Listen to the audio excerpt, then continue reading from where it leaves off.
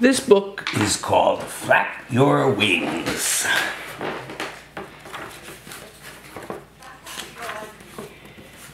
An egg lay in the path.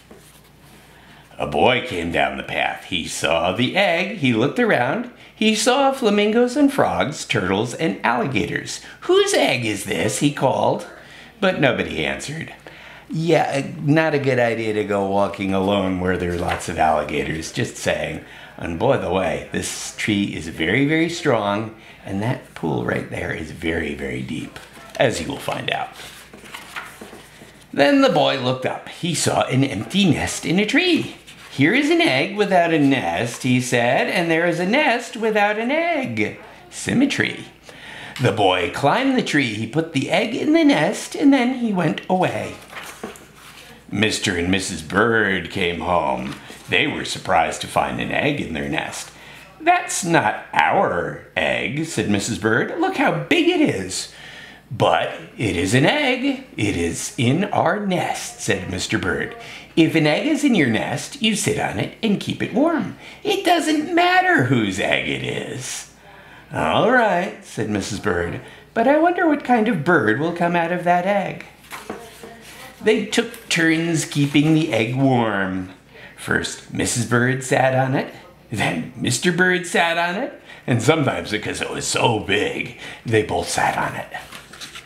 One day, Mrs. Bird heard a squeaking noise. "Help," she says, "this egg is squeaking." Mr. Bird came back to the nest. He listened to the egg. "The egg is not squeaking," he said. "It's our baby that is squeaking. He is ready to come out of the egg." Mr. and Mrs. Bird waited. Squeak, squeak, squeak, squeak, squeak, squeak, scratch, crackle. And there was the baby.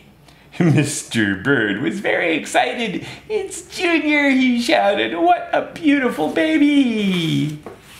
Junior opened his mouth. It was a big mouth. It was full of teeth. "That's the funniest looking baby I ever saw," said Mrs. Bird. "Something is wrong. I don't think he's our baby at all." "He's in our nest, so he must be ours," said Mr. Bird. "His mouth is open. That means he's hungry. When your baby is hungry, you feed him."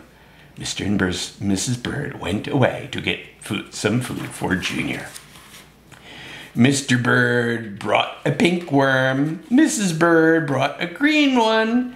Junior ate both worms in one gulp. Then he opened his mouth wide again. "We have to get Junior lots more to eat," said Mr. and Mrs. Bird. Hour after hour, day after day, they brought food for Junior. Mrs. Bird got berries and cherries. She got butterflies and caterpillars. She got dragonflies and mosquitoes. She got ladybugs and tiger beetles. Mr. Bird got crickets and spiders. He got grasshoppers and snails. He got red ants. He got black ants. He got centipedes too.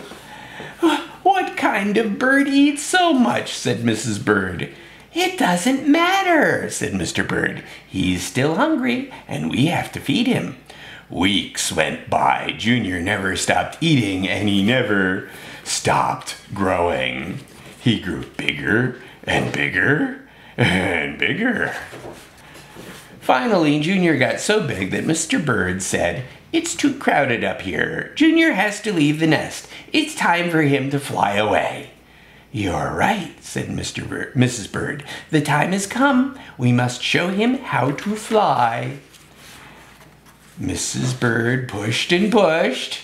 Mr. Bird showed Junior how to fly. "Jump in the air like this," he said. "Then flap your wings."